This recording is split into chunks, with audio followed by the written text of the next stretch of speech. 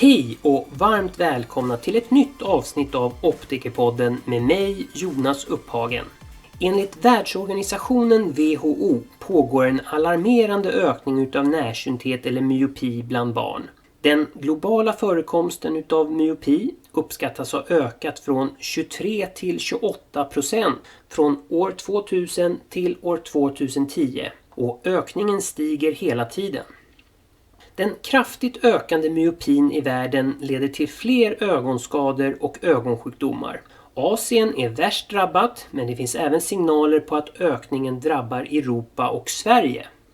Internationellt genomförs fler och fler kongresser på temat myopikontroll och denna gång var KlarSynt och Synologen först ut i Sverige med att arrangera en renodlad myopikonferens.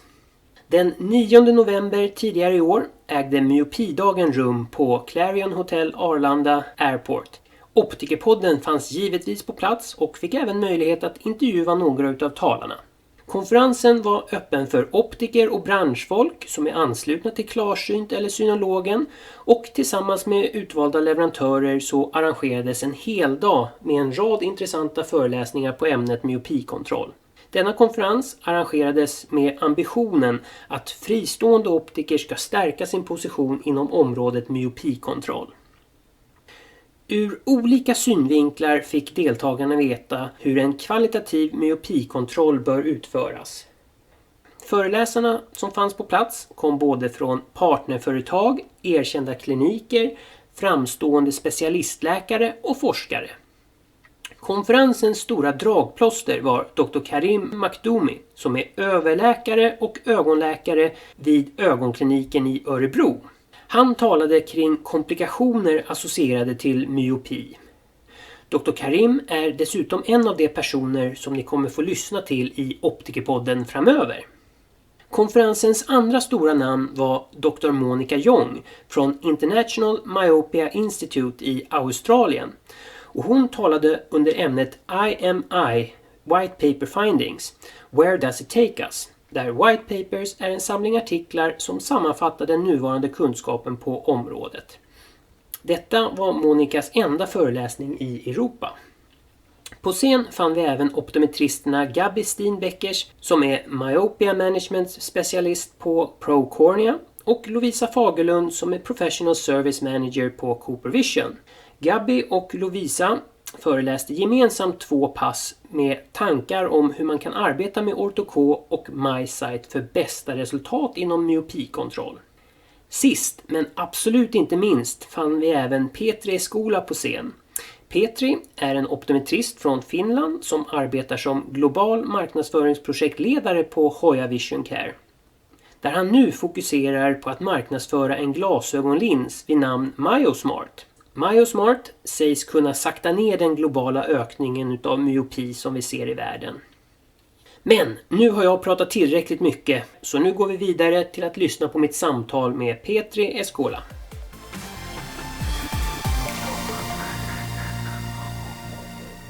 I want to start by thanking you for your interesting presentation earlier today. Thanks. And thank you for taking your time to talk to me here in OptikerPodden. No worries, my pleasure. All right, thank you. So, let's start with a short presentation of you and your background in the field of optometry and myopia management. Well, my background is that I have graduated as an optometrist from Helsinki. So I have a background as an optometrist and I have the license of using diagnostic medical drugs and, fit contact lenses and all the regular stuff that optometrist needs to do in their day-to-day life. Regarding the myopia as a topic, at the end of last year, around December, I was, joining the Hoya team of the myopia management, and then I got involved with the Miyosmart product. So that's sort of my optical background in there. Can you just tell me, what is Miyosmart?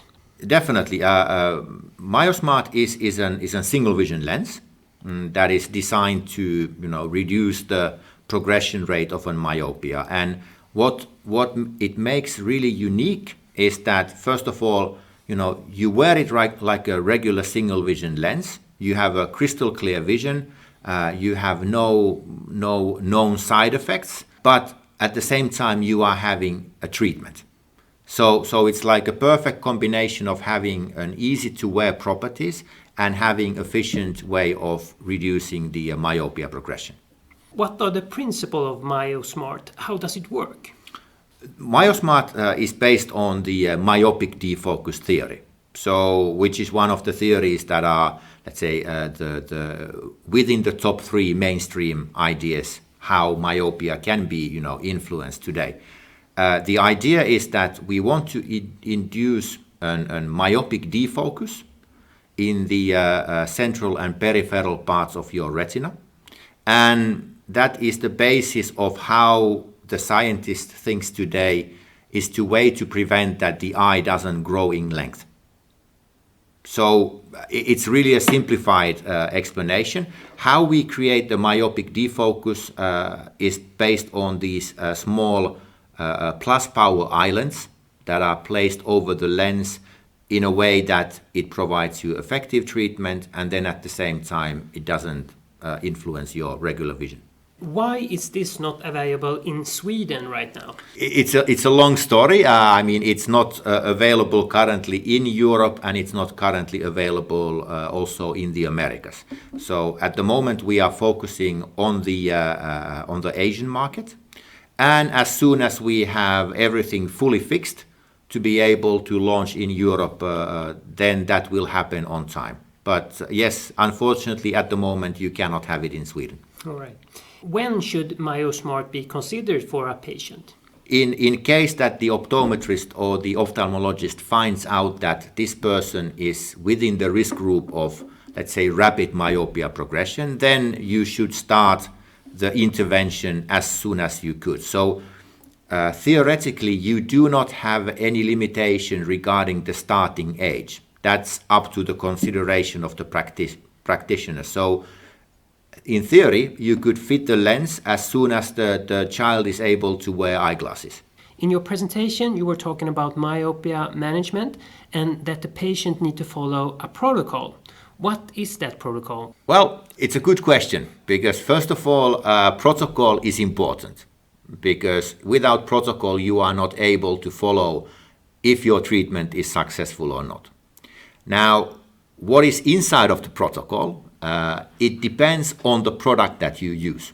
The protocol can be slightly different if you fit a contact lens, or if you fit ortho-K, or if you fit a spectacle lens. But in essence, what it needs to include is that you have clear checkup points indicated. So the way how you shouldn't do it is how you do with the regular spectacle lens. So the regular process is that I'm having eye examination with my patient today. I sell the eyewear, and maybe in 3 years I see this person again if they are happy. And then I hope, I put my fingers crossed, that if something goes wrong in the meantime, the patient comes back to tell you that I'm not happy with my eyeglasses. So this is not the way how you should do myopia management, but you should have clear milestones, like, initial visit when you prescribe and dispense. Then latest at 6 months of time, you're going to have an in-between checkup. Then at 12 months, you're going to have another follow-up visit, and so on and so forth, to make sure that everything goes well. And on top of that also, you need to have, as a part of your protocol, a systematic way of evaluating whether good things or bad things are happening. For Miyosmart, we have defined a step-by-step protocol. It's very extensive, but if practitioner wants to comply fully on that, we have the ready-made protocol for them. But as I understand, it's not like the patient is using the glasses all the time. It's not like the first day you're using it 3 hours, then you're using it 6 hours. Yeah, that's a good point. Yes, you start wearing it full time from the day one. So it's not like you don't need to adapt step by step into the product. So absolutely not. You don't start today 1 hour, tomorrow 2 hours, like you mentioned. If practitioner wants to do it that way, and it brings safety, let's say more safety feeling to the parents, they can do it. It's not forbidden, but there's no reason why you would need to do it slowly. You were talking about this in your presentation as well. How should we talk to young people and their parents about myopia control? This is one of the most important ones, because the parent might have completely different understanding and expectation of what we are telling as an eye care practitioners. Like a great example, what I also told during my presentation is that when we tell to the parent that the product is able to reduce myopia progression by 60% on average, and we could even show some graphics and images to support the story. However, quite commonly what parents think that, 60% reduction of myopia, great. So it means that today my daughter is having -10. So because they said 60% reduction, so maybe in 1 month time it's going to be -4. And this is really important part, because if we are not able to communicate well and in an understandable way, the expectations from the parent side is completely wrong.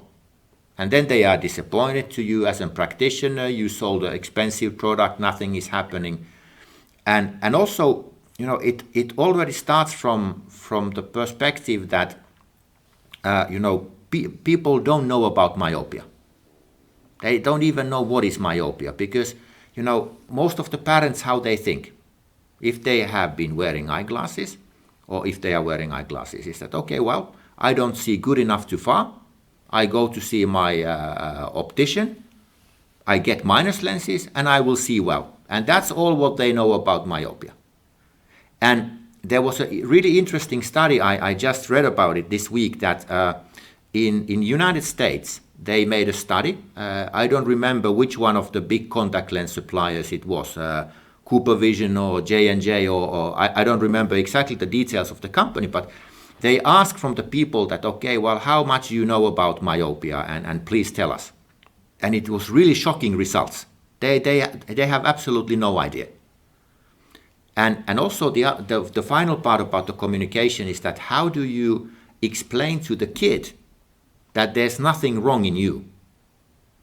Because when we talk about these myopia management things, and you put the kid into a really weird instrument, you take a lot of measurements, and you need to come here, and again and again and again, and in worst case the kid will feel that, there's something wrong in me.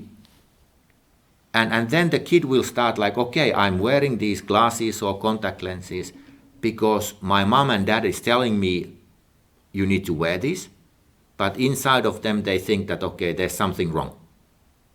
So it's not easy to say, you say these 3 sentences to everybody and then it's fine. Because you need to read the people and try to explain from that perspective. Yeah, of course. And just for you to understand, I'm making this podcast for the people who weren't here. Yeah, of course. I know some answers, but I'm asking for my colleagues. What are the main challenges in making Miyosmart more widely available? To be honest, let's say there are a few things. Now, one is of course that there might be regulatory limits. And by regulatory limits, I mean that, for example, European Union wants to have a certain level of evidence. If we go to United States, the FDA wants to have a different kind of evidence. So before we have all the evidence that is required, we know that the product is safe, we know that the product performs, but from the regulatory point of view, there might be some additional documents that needs to be submitted, for example. So that is slowing us a little bit in this whole process. And then, of course, we need to prepare ourselves also for a controlled launch. And by controlled launch, I mean that, we need to make sure that the practitioner, wherever they are, they really know what to do. I'm not doubting about the skills of a Swedish optometrist, but because myopia management is still quite new thing. So we want to make sure that everything goes well, we have the right protocols, We train the people to have the right protocols and doing at least a certain minimum steps. And then once everything is in place, then we go. I heard something, it was a misunderstanding, but I understand it like there are so much to do about this glass in Asia, so you are having so much to do in Asia, so you can get it out in Europe because you have so much to do in Asia, but maybe that was a misunderstanding. Partly true, because also we need to know that, and I mean every practitioner who is into this myopia management knows that there's a huge demand of myopia management in China. There's also a huge amount of people, which means that the way how we build a Miyosmart lens is not something how we build a regular spectacle lens. Meaning that the process is slightly longer, first of all, to produce the lens, so it doesn't happen in a 1 hour, like a regular lens. And then secondly, the demand is growing more and more and more. So we are in a positive dilemma at the moment. So the demand is high and it's increasing all the time. The studies on this glass are made on eyes from Asia. Do you think this will work on eyes from the Nordic area as well? Or do you think it's a difference? We know that it's going to work. Yeah, and as a basis I can use, for example, the other studies that are done regarding myopia management in general. So there are some implications that certain treatments may not be as effective with the Caucasian eyes compared to an Asian eyes. However, the results are not that much different, because it's also related on the fact that there's a different rate of myopia progression between different ethnic background of the people. So not all the people have similar way of myopia progression, which means that also, let's say, that the treatment product may not have the same efficacy on the people. But yes, what we need to do in next steps, of course, is to understand more in detail, let's say, a smaller subgroups, if there is something that we should take into consideration. But at this point of time, in Asia, we have also fitted the lens on a people that are not like 100% Asian DNA. So from that background, we already know that regardless of what is your ethnical background, the product will work anyway. What are the benefits of Miyosmart? Well, the 3 benefits. First of all, it's the most effective spectacle lens solution on the market today. And why I can claim it's the most effective, because regardless of the population that we had in this clinical trial, it performed, let's say, on a consistent way. So there were no significant subgroups where the lens would perform differently. So we know that it works, and it works with a wide range of people. Second thing is that it is safe. We know that also from the clinical trial and also from the experience of selling now this lens over a year in Asia, that there is almost 0 side effects. If there is some side effects, they are more related on let's say, in the beginning of the treatment, like a small blur. But then that fades away like in a 1 day and that's it. There's no adverse effects that would require stopping the treatment completely. None reported. And then third one is that it's as easy to dispense as a regular single vision lens. So that's the 3 key elements of the product. All right.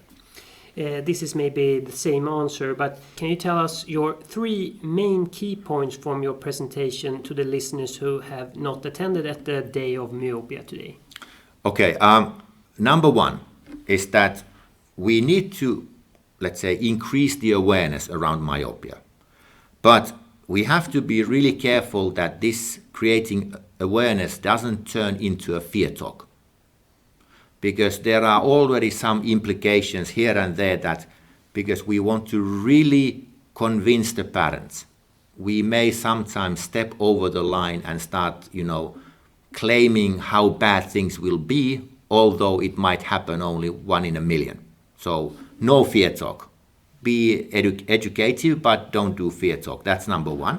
Second thing is that in order to make a proper myopia management, you need to have a cooperation with the ophthalmologist. Why you need it? It's from the regulatory point of view, because in Sweden you cannot examine kids who are under 8 years of age.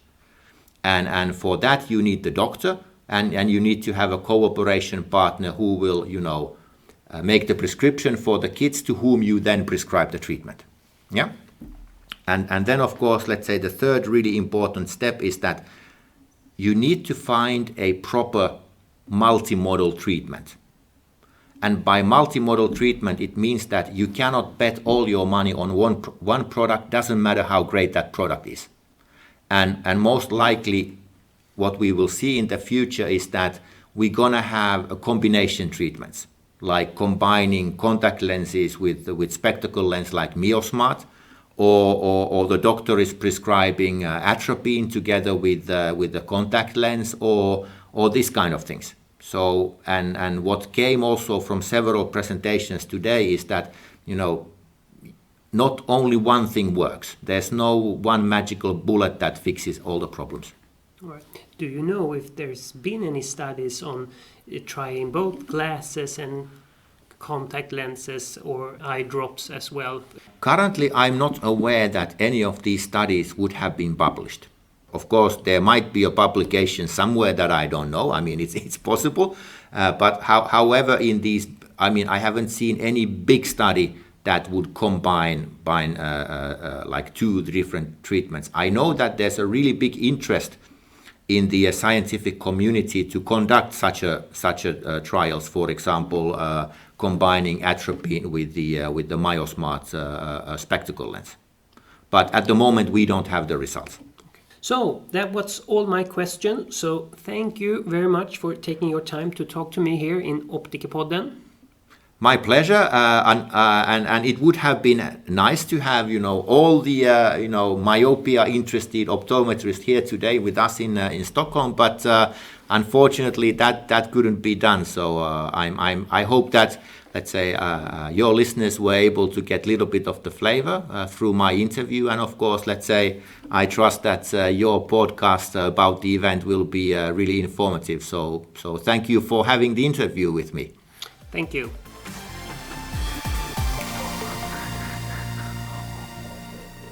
Avslutningsvis vill jag även tacka dagens gäst, och samtidigt vill jag tacka alla lyssnare som fortsatt att lyssna på min nya podcast under året.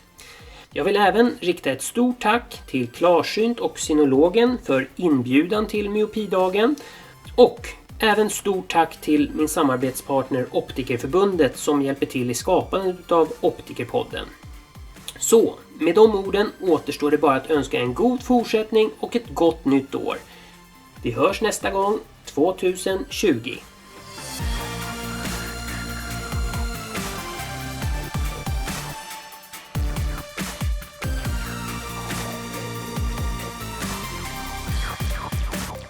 I have started a recording, so now you don't say anything that you will regret. But I will just fix something here.